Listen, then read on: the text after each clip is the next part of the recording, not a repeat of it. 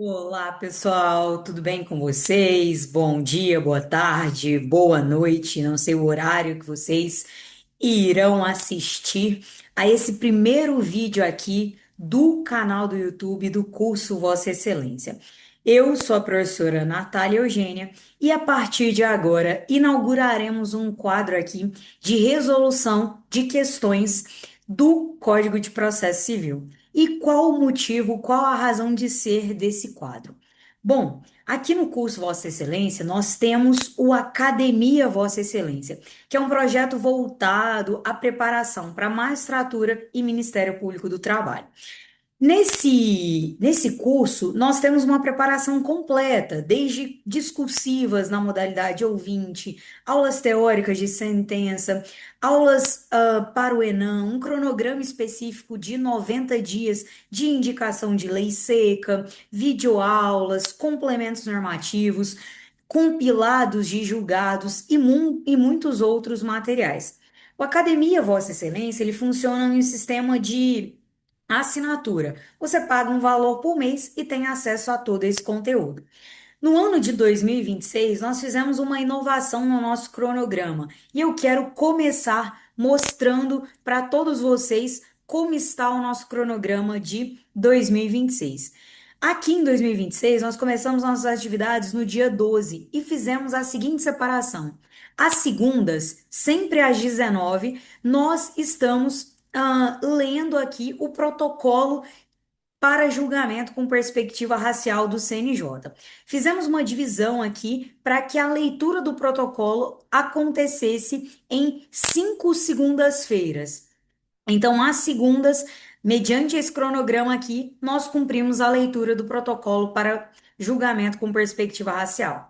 Às terças e sextas, nós observamos aqui um cronograma para a leitura coletiva do livro Direito Constitucional do Trabalho do professor Homero Batista.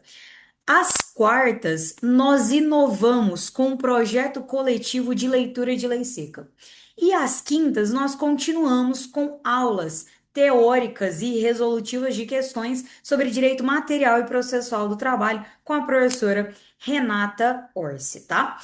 Bom, turma, por que iniciamos aqui agora no canal do YouTube um novo programa, um novo projeto do curso Vossa Excelência? Porque nesse cronograma nós não incluímos a resolução de questões.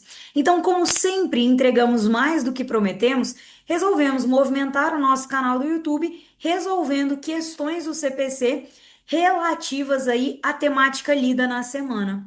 Como começamos o cronograma do CPC no dia 14 e lemos comentando os artigos dos artigos 1º ao artigo 41, hoje teremos aqui no nosso primeiro vídeo a resolução de algumas questões do CPC. Aqui no material que será divulgado, que será liberado para todos vocês, não só os assinantes do Academia Vossa Excelência, nós colocamos a meta do dia, que se refere aqui, ó, ao dia de leitura do CPC. Então aqui nós colocamos a nossa meta e aqui eu trouxe para vocês os artigos desse dia com algumas marcações, com alguns destaques, tá bom? Aqui nessa aula nós não faremos essa leitura porque nós já fizemos isso cumprindo o nosso cronograma. Mas o que faremos nessa aula? Resolveremos 10 questões objetivas. E nessas questões objetivas, eu priorizei questões da Banca FGV. E qual foi o motivo de priorizar questões da Banca FGV? Em breve, muito provavelmente ainda no mês de janeiro, nós teremos aí o lançamento do edital do Enem. Então, Enem 2026, sem data ainda marcada, mas provavelmente edital em janeiro, com provas em abril, maio. Por isso, a nossa prioridade aqui em resolver questões da Banca FGV. Bom, vamos lá, e à medida que comentarmos cada uma dessas questões, nós retornaremos aos artigos para as devidas explicações. Vamos lá então para a nossa questão de número 1, sem mais delongas, porque o seu tempo é muito importante. As garantias fundamentais do processo trazem diversos direitos e deveres aos sujeitos do processo. Sobre o tema, analise as afirmativas a seguir. Primeiro item. É assegurada às partes paridade de tratamento em relação ao exercício de direitos e faculdades processuais, aos meios de defesa, aos ônus, aos deveres e aplicação de sanções processuais, competindo ao juiz zelar pelo efetivo contraditório. Pessoal, corretíssimo. Esse item aqui representa reprodução literal do artigo 7º do CPC, segundo o qual é assegurada às partes paridade de tratamento em relação ao exercício de direitos e faculdades processuais, aos meios de defesa, aos ônus, aos deveres e aplicação de sanções processuais, competindo ao juiz zelar pelo efetivo contraditório. Então, o item 1 está corretíssimo. E aí, o que você deve fazer aí no seu material? Colocar aí à frente em alguma cor separada, artigo 7º do CPC. Item 2. O juiz não pode decidir, em grau algum de jurisdição, com base em fundamento a respeito do qual não se tenha dado às partes oportunidade de se manifestar, salvo quanto à matéria sobre a qual deva decidir de ofício. Turma, muito cuidado com isso, tá? Muito cuidado. Não é a primeira vez que a FGV cobra exatamente isso com esse peguinho aqui no final. Vejamos a redação aqui do artigo 10 do CPC.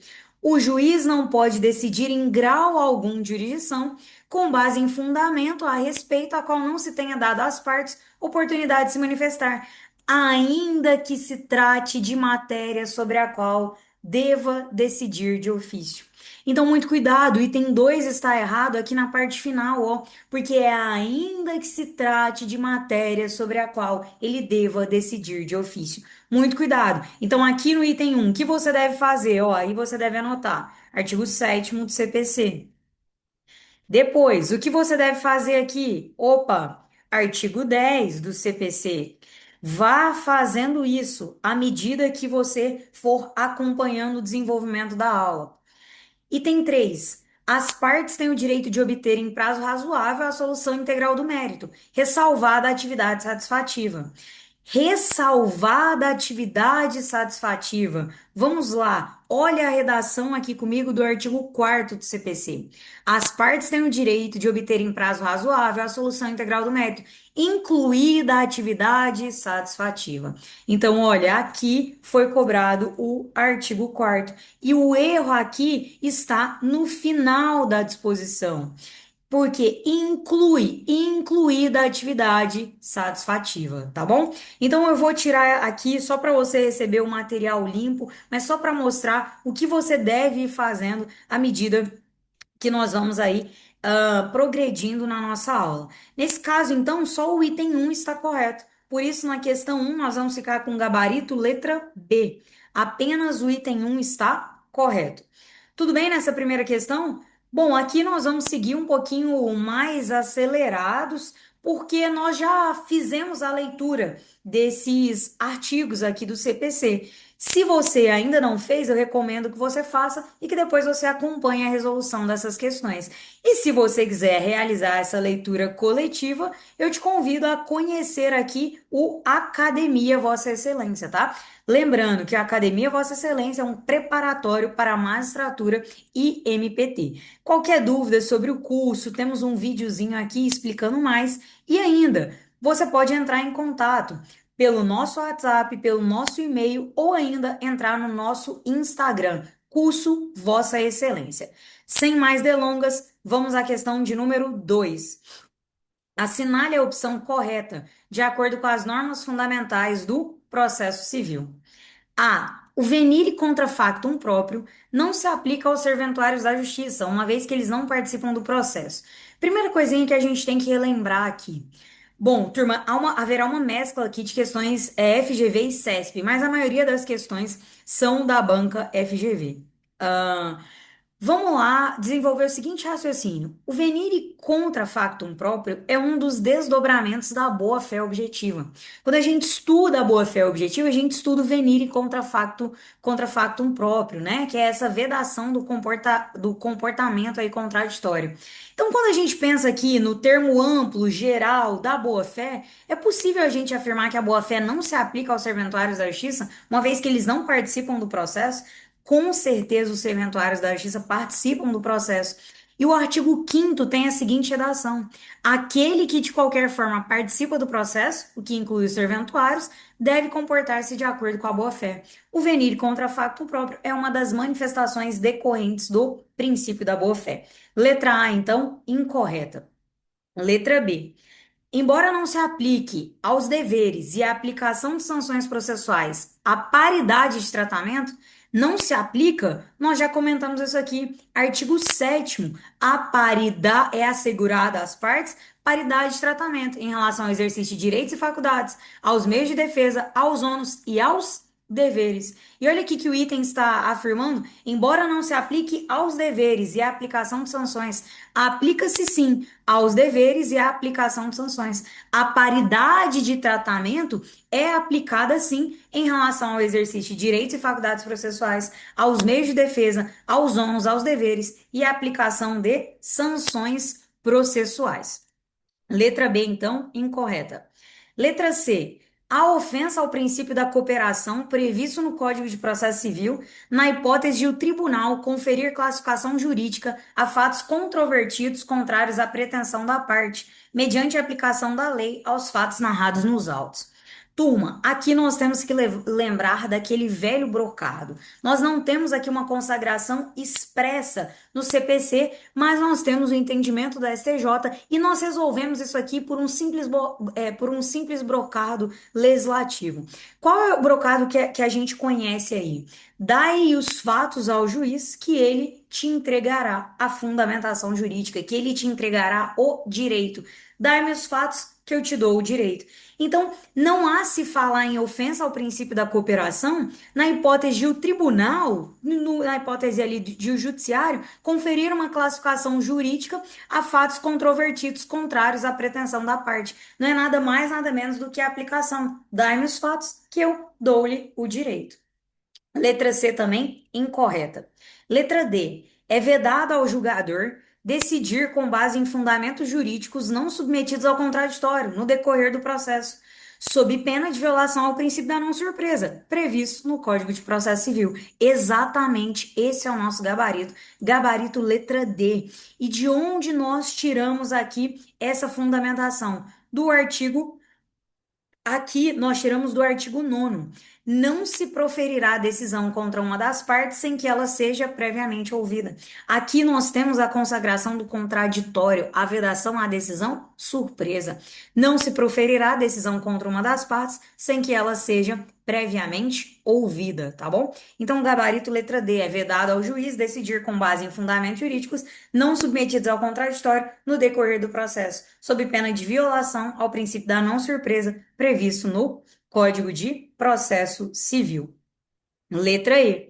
O dever de colaboração processual não implica dever do juiz de auxiliar as partes para que se obtenha em tempo razoável decisão de mérito justa e efetiva. Pessoal, artigo 6º do CPC, ó. Todos os sujeitos do processo devem cooperar entre si para que se obtenha em tempo razoável decisão de mérito justa e efetiva. Então, vale excluir aí o juiz desse dever de colaboração, de auxiliar as partes para que tenhamos uma decisão de mérito em um tempo justo ali e efetivo, para que tenhamos uma decisão de mérito justa e efetiva. Alternativa incorreta, porque o juiz também tem esse dever. Mais uma vez, artigo 6º. Todos os sujeitos do processo devem cooperar entre si para que se obtenha em tempo razoável decisão de mérito justa e efetiva. Então, questão 2, gabarito letra D. Vamos lá. Questão de número 3. CESP também. Com base nas normas fundamentais do processo civil, assinale a alternativa correta. Letra A. No curso do processo judicial, a conciliação deve ser estimulada pelo magistrado, membro do Ministério Público. Até aqui, ok. Ao passo que a mediação e outros métodos de solução de conflitos deverão ser estimulados por advogados e defensores públicos. Turma, na verdade, o que a gente tem é o seguinte: seja magistrado, membro do Ministério Público, advogado, defensor público, todos deverão estimular conciliação e mediação. Essa é exatamente a redação aqui do artigo 3º, parágrafo 3º. A conciliação, a mediação e outros métodos de solução de conflitos deverão ser estimulados por juízes, advogados, defensores públicos e membros do Ministério Público, inclusive no curso do processo judicial, tá? Então, aqui, quando ele faz essa restrição, que a conciliação é estimulada por magistrado e membro do MP e a mediação é estimulada por advogado e defensor, isso está errado. Todos ali, tá? Advogados, juízes, membros do Ministério Público, todos devem estimular práticas de conciliação e de mediação e outros métodos de solução consensual dos conflitos. Deixa eu beber uma aguinha aqui. Letra B. O juiz e os tribunais atenderão obrigatoriamente à ordem cronológica de conclusão para proferir sentença ou acórdão. Errado. O juiz e os tribunais atenderão preferencialmente, tá? Artigo 12 aqui, ó. O juiz e os tribunais atenderão preferencialmente à ordem cronológica de conclusão para proferir sentença ou acórdão. Letra C. O princípio da boa-fé deve ser observado somente pelas partes integrantes da relação jurídica processual. Aqui a gente já viu que começa a repetir. O que a gente viu ali da redação do artigo 5º? Que todos os sujeitos devem cooperar entre si. Desculpa, o artigo 5º. Aquele que de qualquer forma participa do processo deve se comportar de acordo com a boa-fé. Então, aqui, quando a gente tem a restrição, ó, que o princípio da boa-fé deve ser observado somente pelas partes integrantes da relação jurídica processual, está errado, porque é aquele que de qualquer forma participa do processo e não somente as partes. Então, ali, eventuais testemunhas, tá? Também devem comportar-se de acordo com a boa-fé. Letra C, então, incorreta, com fundamento aí no artigo 5º. Letra D. É assegurada às partes paridade de tratamento em relação ao exercício de direitos e faculdades processuais, aos meios de defesa, aos ônus, aos deveres e aplicação de sanções processuais, competindo ao juiz zelar pelo efetivo contraditório. Qual a importância de resolver questões, né? A gente viu essa questão aqui, a gente já viu esse item aqui em outra questão de outra banca. As bancas repetem o que elas cobraram e as bancas repetem o que outras bancas já cobraram. Então aqui é a oportunidade de a gente assinalar esse artigo. O artigo 7º é muito cobrado, ou seja, você já viu ali em mais de uma questão, faz um asterisco no seu vade-mecum, delimita isso, porque há uma cobrança reiterada. Gabarito da questão 3, gabarito letra D, tá? Exatamente a redação do artigo 7º. Eu não vou voltar lá agora no artigo 7º, porque nós já fizemos isso anteriormente. Letra E. O juiz não pode decidir em nenhum grau de jurisdição com base em fundamento a respeito do qual não se tenha dado às partes a oportunidade de se manifestar. Mais uma vez, nós já vimos isso. Salvo em se tratando de matéria sobre a qual deva decidir de ofício, o que nós vimos aqui no artigo 10? Ainda que se trate de matéria que ele deva decidir de ofício, tá? Então, de novo, cobrança aí do artigo 10 e o mesmo peguinha. E na questão que nós vimos anteriormente era banca FGV, agora é banca CESP. Então, aqui, gabarito, letra D, indicamos os erros, né? Um erro ou outros erros de cada uma das assertivas. Vamos para a nossa questão de número 4. Questão de número 4, vamos mudar a temática. Veja que aqui houve a indicação para você. Lemos o capítulo das normas fundamentais do processo e aqui tem questões específicas sobre esse capítulo. Agora nós vamos para da função jurisdicional e da jurisdição e da ação. Então, mudaremos aqui a nossa pegada. Vamos lá. FGV 2025, juiz substituto. Mais uma aguinha aqui. Em um primeiro processo, o autor da ação, na respectiva petição inicial, pleiteou a prolação de sentença que declarasse a relação jurídica contratual ali mencionada. Então, a, o processo, a ação ali, objetivou a prolação de sentença que declarasse uma relação jurídica contratual. Ali mencionado, estava sujeito a uma determinada. Então, ele queria que se declarasse que a relação jurídica ali mencionada estava sujeita a uma determinada condição resolutiva e não a um termo final. Em um segundo feito, o autor da demanda, embora já dispusesse de um título executivo extrajudicial, pugnou pela condenação do réu a pagar a dívida ali representada. Sobre os fatos, assinale a alternativa correta. Vamos lá. Em ambas as demandas, as respectivas petições iniciais devem ser indeferidas, estando ausente o interesse de agir? Em ambas as demandas, deve haver o juízo positivo de admissibilidade, estando presente numa ou outra o interesse de agir? C. Na primeira demanda, deve haver o juízo positivo de admissibilidade, devendo ser indeferida a petição da segunda, por estar ausente o interesse de agir? D. Na segunda demanda, deve haver o juízo positivo de admissibilidade, devendo ser indeferida a petição inicial da primeira, por estar ausente o interesse de agir? E. Na segunda demanda, deve haver a determinação judicial de oferecimento de emenda à petição inicial, para que ela seja convertida em ação de execução, devendo ser indeferida a petição inicial da primeira, por estar ausente o interesse de agir. Deixa eu subir aqui para a gente desenvolver o seguinte raciocínio. A primeira coisa que a gente tem que perguntar aqui diante dessa questão: é possível uma ação para pedir a declaração de uma relação jurídica contratual? Segunda coisa, se sim, essa primeira demanda é possível. Segunda coisa com relação à segunda demanda. Eu tenho um título executivo extrajudicial. Eu posso entrar com uma ação com o intuito de transformar esse título executivo extrajudicial em um título judicial? Sim, as duas respostas são positivas. E aí, o que eu quero te mostrar aqui é o seguinte: o artigo 20 do CPC, vamos aqui para o artigo 20, olha o que ele traz para a gente. É admissível a ação meramente declaratória, ainda que tenha ocorrido a violação do direito. Vocês vão ver que esse artigo aqui ele é cobrado reiteradamente. O que que a gente tem que lembrar desse artigo aqui?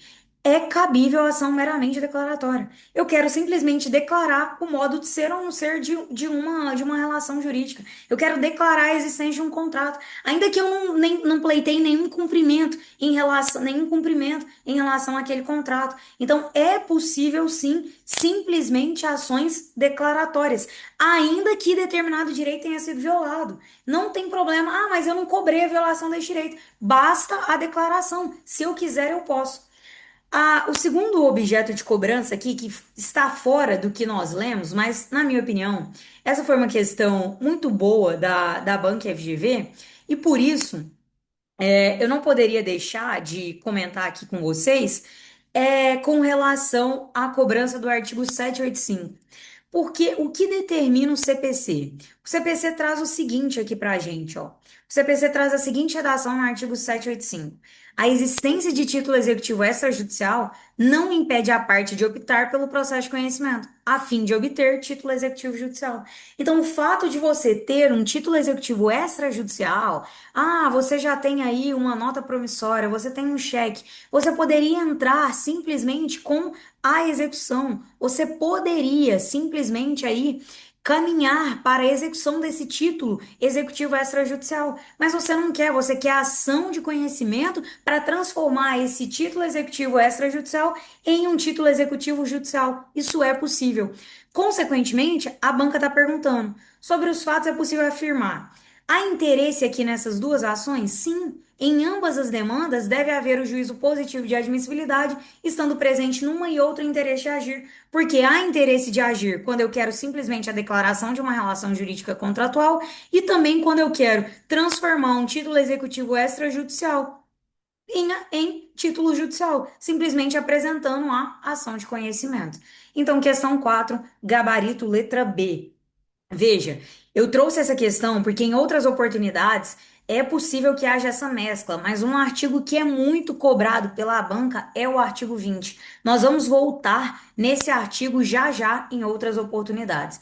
As bancas adoram cobrar esse artigo 20. Então, a importância de resolver questões é isso, é sabermos identificar aquilo que tem maior incidência. Então, aqui embaixo eu trouxe complemento para você sobre o artigo 785 do CPC. Como nós já lemos, rumo aí à questão de número 5, para eu não ultrapassar tanto 30 ou no máximo 40 minutos aí do seu tempo. Imagina isso semanalmente. Eu peço o seguinte: se você está assistindo, se você gostou, envie para um amigo, compartilhe, fale do curso Vossa Excelência, fale dessa pessoa que vos fala, Natália Eugênia, nos siga nas redes sociais. E, por favor, comentem aí para que tenhamos novos vídeos semanalmente comentando questões relativas ao cronograma que nós acabamos de cumprir. Então, por favor, se você tiver gostando, se ao final você gostar, peça aí que nós gravaremos uma aula relativa à leitura que será realizada amanhã, na próxima quarta-feira, ou seja, eu estou gravando hoje, 20/1. Amanhã, então, nós leremos dos artigos 42 ao 69 e em breve eu venho aqui liberar questões relativas a esses artigos. E não se esqueça, tudo isso e muito mais você encontra aqui no Academia Vossa Excelência. Vamos seguir para a nossa questão de número 5. O direito de ação é o direito público subjetivo e abstrato a obter uma prestação jurisdicional. Sobre o assunto, assinale a alternativa correta. Turma, muitas questões elas trazem no próprio enunciado alguns assuntos. Eu sei que nós não lemos isso diretamente, ou não fizemos uma aula teórica aqui explicando o conteúdo. A nossa intenção aqui é resolver exercícios, tá? Mas olha isso, aqui a gente já traz um bom conhecimento. O direito de ação é um direito público subjetivo e abstrato a obter uma prestação jurisdicional. Olha que definição. O direito de ação é um direito público, subjetivo e abstrato a obter uma prestação jurisdicional. Sobre o assunto, assinale a alternativa correta. Letra A. Para postular em juízo é necessário ter interesse, legitimidade e o pedido ser juridicamente possível nos termos do Código de Processo Civil. Pessoal, o que nós temos agora com relação às condições da ação? Essa foi uma alteração legislativa promovida pelo CPC. E aqui nós temos a redação do artigo 17 com o seguinte teor: para postular em juízo é necessário ter interesse e legitimidade. O que nós não analisamos mais? A possibilidade jurídica do pedido. Então, temos aí duas condições da ação. Quais são essas condições da ação? Interesse e legitimidade. Não há mais se falar em possibilidade jurídica do pedido como condição da ação com o novo CPC. A gente até analisa a possibilidade jurídica do pedido, mas no âmbito do mérito e não mais como condição da ação, tá bom? Então, letra A, incorreta. Olha o que eu comentei que cai bastante. Não é admissível a ação meramente declaratória se ocorrer a violação do direito. Turma, ainda que ocorra a violação do direito, é admissível a ação meramente declaratória. Então, artigo 20 é admissível a ação meramente declaratória, ainda que tenha ocorrido a violação do direito. Letra C. É vedado ao autor manifestar o interesse processual limitadamente à autenticidade ou à falsidade do documento? Não é vedado, é permitido, tá bom? Vamos aqui ver a redação do artigo 19. O interesse do autor pode limitar-se à declaração de quê? Da existência, da inexistência ou do modo de ser de uma relação jurídica. Inciso 2, da autenticidade ou da falsidade de documento. Nós utilizamos aqui também o artigo 19, inciso 1, para fundamentar a questão anterior. O interesse do autor pode se limitar à existência, inexistência ou modo de ser de uma relação jurídica. Naquela questão em que a banca FGV cobrou ali a declaração de uma relação jurídica contratual. Mas então, é possível que o interesse do autor se limite à autenticidade ou à falsidade do documento? Sim, é possível. Por isso, letra C incorreta ao afirmar que é vedado. Não, não é vedado, é permitido. D. Havendo substituição processual, o substituto poderá intervir como assistente litisconsorcial. Pessoal, corretíssimo, corretíssimo. Olha, artigo 18, parágrafo único. Havendo substituição processual, o substituto poderá intervir como assistente litisconsorcial. Havendo substituição processual, o substituído pode intervir como assistente litisconsorcial. Exatamente a redação do artigo 18, parágrafo único. Letra E. Todos poderão pleitear direito alheio em nome próprio, salvo quando vedado pelo ordenamento jurídico.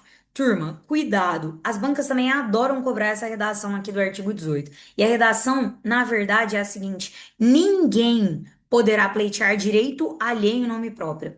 Então, na verdade, nós estamos diante aqui, quando a gente tem salvo quando autorizado, Quando o ordenamento autoriza, ele está fazendo isso excepcionalmente, porque a regra é que ninguém poderá pleitear direito alheio em nome próprio. Então, ninguém poderá pleitear direito alheio em nome próprio, salvo quando autorizado pelo ordenamento jurídico. Letra E, incorreta. Então, questão 5, gabarito letra D. Vamos mudar agora, vamos entrar em questões relativas aí aos limites da jurisdição nacional e da cooperação internacional. Vamos lá, essas questões aqui caem bastante, são questões muito importantes e tratam aí, são questões muito importantes e tratam aí de competência, que é um assunto que cai, a banca FGV adora cobrar esse assunto. Então, muita atenção, vamos aqui à questão de número 6. Um dos traços da jurisdição é sua aderência a um território. Por tal motivo, é importante a fixação de regras que disciplinem o exercício da jurisdição em relação aos casos em que há elementos de extraneidade, o que se convencionou chamar de limites da jurisdição nacional. A respeito do assunto, assinale a alternativa correta. Letra A. Compete à autoridade brasileira processar e julgar as ações em que no Brasil tiver de ser cumprida a obrigação, desde que o réu seja brasileiro? Não, turma, não é desde que o réu seja brasileiro. O réu pode ter qualquer nacionalidade. Essa aqui é a redação do artigo 21, inciso 1. Compete à autoridade judiciária brasileira processar e julgar as ações em que o réu, ó, qualquer que seja sua nacionalidade, estiver domiciliado no Brasil. Então, letra A incorreta. Letra A incorreta. Desde que aqui está incorreto. Ainda que o réu é, seja de outra nacionalidade. Letra B.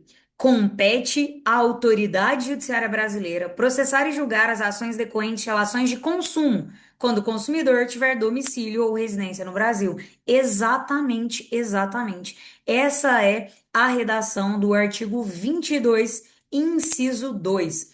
Compete ainda à autoridade judiciária brasileira processar e julgar as ações decorrente de relações de consumo quando o consumidor tiver domicílio ou residência no Brasil.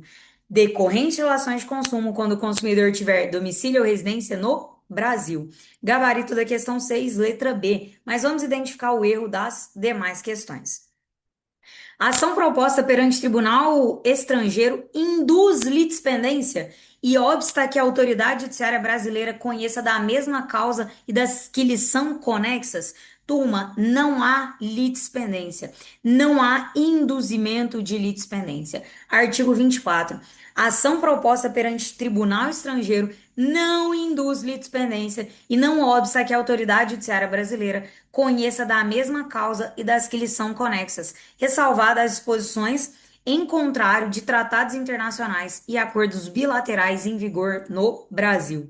Então, a ação proposta perante tribunal estrangeiro não induz litispendência, tá? Não induz litispendência e não obsta que a autoridade judiciária brasileira conheça da mesma causa e das que lhe são conexas. Mas cuidado, é possível ter exceção? Sim, ressalvadas as disposições em contrário de tratados internacionais e acordos bilaterais em vigor no Brasil.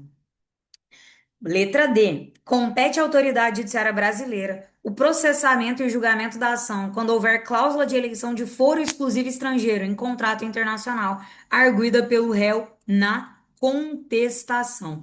Turma, vamos lá prestar muita atenção nisso, porque aqui, na verdade, não compete à autoridade judiciária brasileira. Por que que não compete? Aqui tem uma logicidade, uma lógica aqui no próprio raciocínio.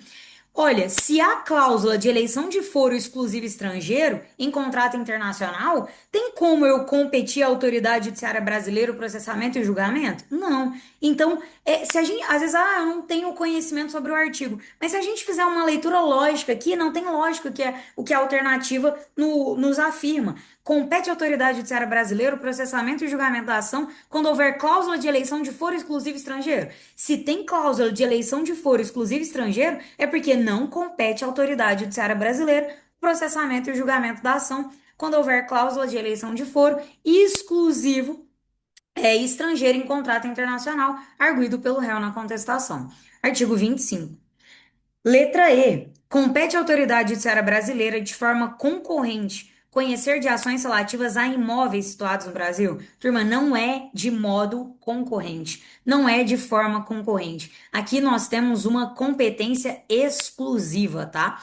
Compete à autoridade judiciária brasileira, com exclusão de qualquer outra, conhecer de ações relativas a imóveis situados no Brasil. Compete à autoridade judiciária brasileira, com exclusão de qualquer outra, conhecer de ações relativas a imóveis situados no Brasil. Vamos lá. Questão de número 7. Cooperação internacional. Quanto aos limites da jurisdição, a cooperação internacional e a competência interna assinale a opção correta. Letra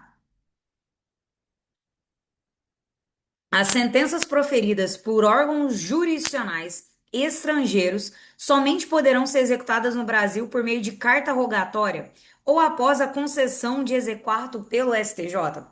Turma, foi um artigo que nós não trabalhamos, mas eu trouxe aqui em complemento para vocês, porque vale a pena trabalhar essa questão, já que temos possibilidade aí de um novo concurso da AGU em breve. Olha a redação do 961. Adesão estrangeira somente terá eficácia no Brasil após a homologação de sentença estrangeira ou a concessão de exequatur. A letra A, ela fez uma confusão, porque ela trouxe o seguinte: as sentenças proferidas por órgãos jurisdicionais estrangeiros somente poderão ser executadas por meio de carta rogatória após a concessão de exequatur? Não. A adesão estrangeira somente terá eficácia após a homologação ou a concessão do exequatur. Então, aqui foi um dispositivo que nós não lemos aí no dia 1, comentaremos ele nas nossas leituras daqui em diante, mas a questão vale a pena. Vamos lá. Letra B. Compete à autoridade judiciária brasileira, com exclusão de qualquer outra, julgar as ações em que o réu, independentemente de sua nacionalidade, estiver domiciliado no Brasil? Turma, é com exclusão de qualquer outra? Não, não é com exclusão de qualquer outra. Nós até já vimos esse artigo sendo cobrado, né? Artigo 21, inciso 1. Mas aqui não há exclusividade. Nós só temos a redação de que compete à autoridade judiciária brasileira processar e julgar as ações em que o réu, qualquer que seja a sua nacionalidade, estiver domiciliado no Brasil. Letra C. Ocorrerá a continência entre duas ou mais ações quando houver identidade entre as partes, as causas de pedir e os pedidos. Também não fez parte aqui da nossa leitura, mas vale a menção, tá? Deixa eu subir aqui e colocar, se não me engano, é o artigo 56 aqui.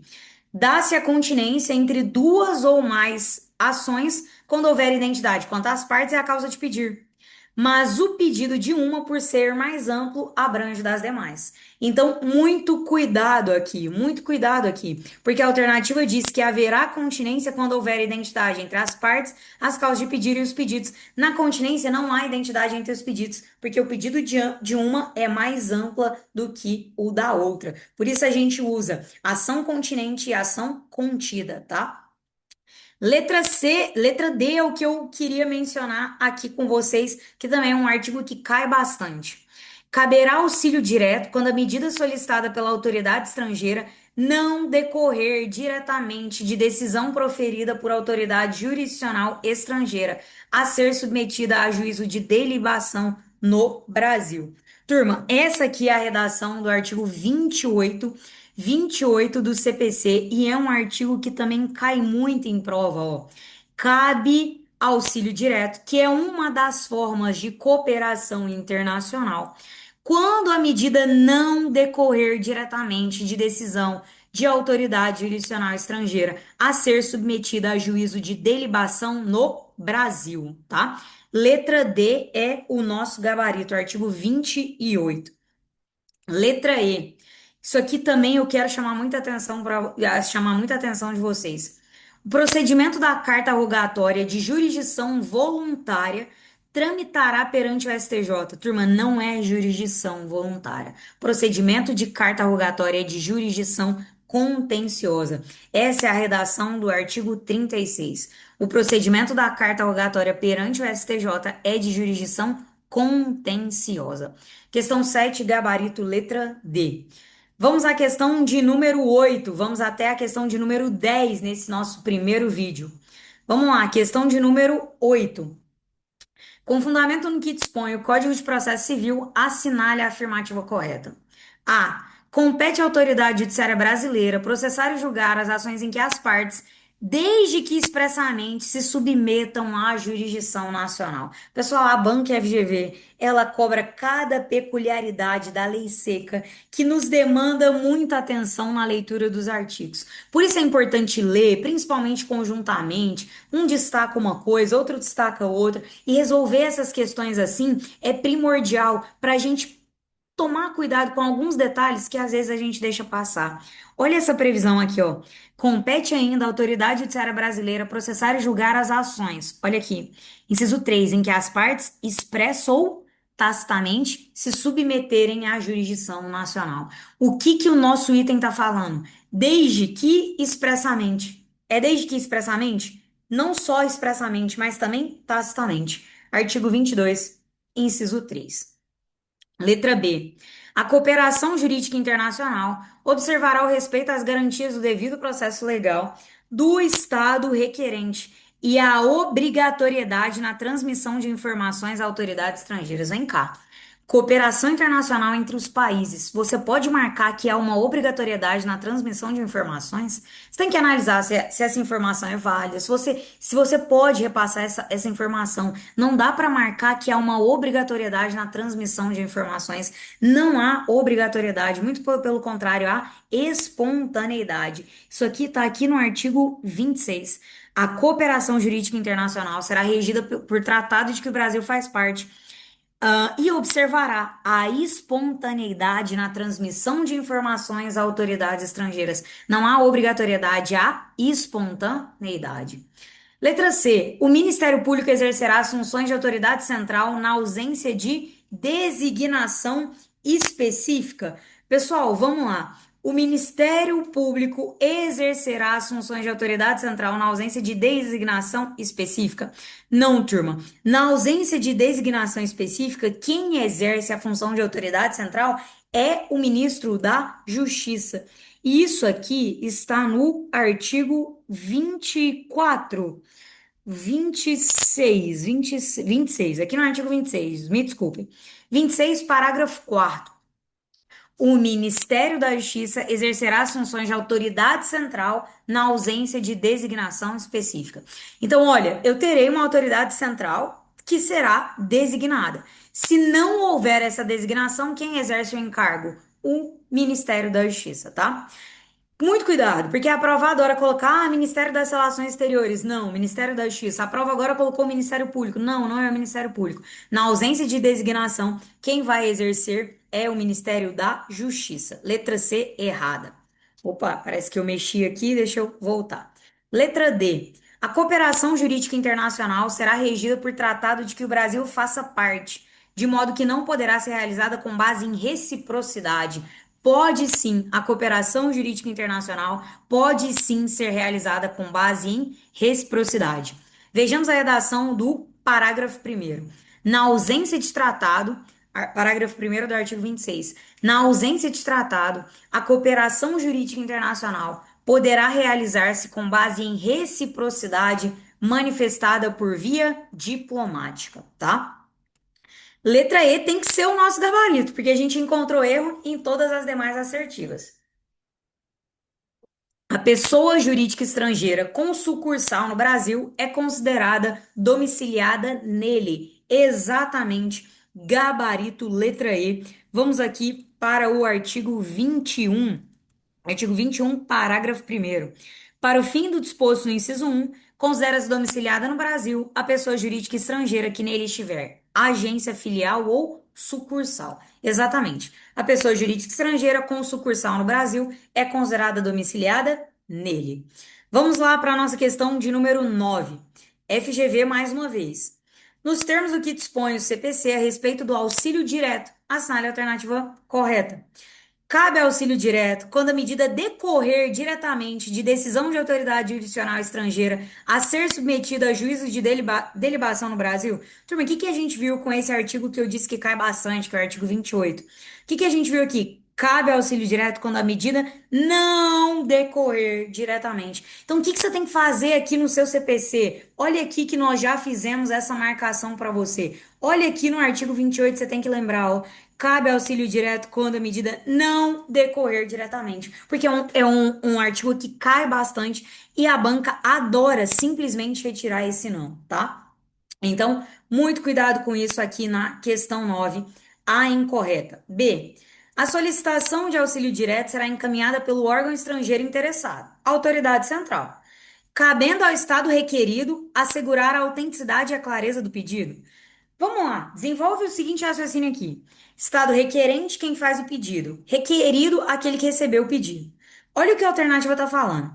A solicitação de auxílio direta será encaminhada pelo órgão estrangeiro interessado à autoridade central. Então, Estado estrangeiro encaminha aqui para a nossa autoridade central. O Estado estrangeiro é o requerente, nós aqui é a autoridade central, o requerido. Olha o que ele está falando. Cabe ao requerido assegurar a autenticidade e a clareza do pedido? Uma pessoa fez o pedido, que é o requerente, vai caber a outra que recebeu determinar, assegurar a autenticidade e a clareza do pedido. Olha a maldade da banca FGV. Caberá ao Estado requerente, cabe a quem faz o pedido assegurar a autenticidade e a clareza do pedido. Professora, onde está essa disposição? Está aqui no artigo 29, ó.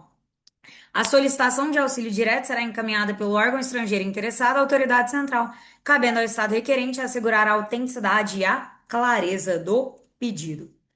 C. O auxílio direto pode ter como objeto a obtenção e prestação de informações sobre o ordenamento jurídico e sobre processos administrativos ou jurisdicionais findos ou em curso. Exatamente.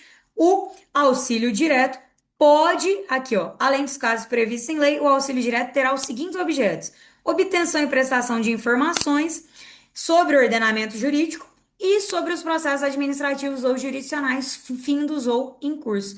Pode ainda auxílio direto para ter por objeto colheita de provas ou qualquer outra medida judicial ou extrajudicial não proibida pela lei brasileira. Letra C é o nosso gabarito. Olha aqui o que eu disse que cai bastante. O Ministério das Relações Exteriores exercerá as funções de autoridade central na ausência de designação específica? Nós já comentamos. Na ausência de designação específica, quem exerce é o Ministério da Justiça. Artigo 26, parágrafo 4º. Na ausência de designação específica, quem exerce é o Ministério da Justiça. Letra E. Compete ao juízo estadual do lugar em que deva ser executada a medida apreciar o pedido de auxílio direto passivo que demande prestação de atividade jurisdicional. Lembrando que é um estado requerendo aí auxílio de outro. A competência aqui será do juízo federal e não do juízo estadual. E onde está isso? Isso aqui está no artigo 34. Compete ao juiz federal, do lugar em que deva ser executada a medida, apreciar pedido de auxílio direto passivo que demande prestação de atividade jurisdicional. Última questãozinha para a gente encerrar. Questão de número 10. A cooperação internacional, outrora relegada apenas a situações eventuais e excepcionais, passou a ser uma realidade na República Federativa do Brasil, à luz dos dispositivos normativos do Estatuto Processual Civil Brasileiro, que regem a cooperação jurídica internacional, por intermédio do auxílio direto, assinale a alternativa correta. Vamos lá. A. A solicitação de auxílio direto será encaminhada pelo órgão estrangeiro interessado ao Ministério das Relações Exteriores. Não, o encaminhamento se dá à autoridade central. A solicitação de auxílio direto será encaminhada pelo órgão estrangeiro à autoridade central. Letra B. No caso de auxílio direto para a prática de atos que, segundo a lei brasileira, não necessitem de prestação jurisdicional, o Ministério das Relações Exteriores adotará as providências necessárias para o seu cumprimento. A mesma coisa, pessoal, não é o Ministério das Relações Exteriores, é a autoridade central. Isso aqui está no artigo 32. No caso de auxílio direto para a prática de atos que, segundo a lei brasileira, não necessitem de prestação jurisdicional, a autoridade central adotará as providências necessárias para seu cumprimento. Letra C. Cabe auxílio direto ao âmbito da cooperação jurídica internacional, quando a medida não decorrer diretamente de decisão de autoridade jurisdicional estrangeira a ser submetida a juízo de delibação no Brasil. Turma, nós vimos que a Banca FGV adora isso. Gabarito letra C, cobrado em diferentes anos, em diferentes provas. Letra D. A cooperação jurídica internacional por meio do auxílio direto não pode ter por objeto a colheita de provas. A gente viu, pode sim ter por objeto a obtenção e prestação de informações, a colheita de provas e qualquer outra medida judicial ou extrajudicial não proibida pela lei brasileira. Letra E. No âmbito da cooperação jurídica internacional, o auxílio direto será cabível para obtenção e prestação de informações sobre processos jurisdicionais, mas não sobre processos administrativos. Cabe para a prestação de informações, seja em processos administrativos ou jurisdicionais, findos ou em curso. Encerramos 10 questõezinhas aqui com vocês relativas à nossa primeira leitura coletiva sobre o CPC. De verdade, eu espero que vocês tenham gostado. Mais uma vez, sou a professora Natália Eugênia, estou à disposição. Espero você no Academia Vossa Excelência. E por favor, não deixe de curtir, comentar, enviar um direct, enviar uma mensagem, enviar um- qualquer conteúdo ali no nosso Instagram, manifestando o seu interesse em mais vídeos como este, tá bom? Eu espero vocês até breve para o nosso segundo vídeo, gravando questões do CPC. Um beijo para todos vocês, muito obrigada, tchau, tchau e até a próxima.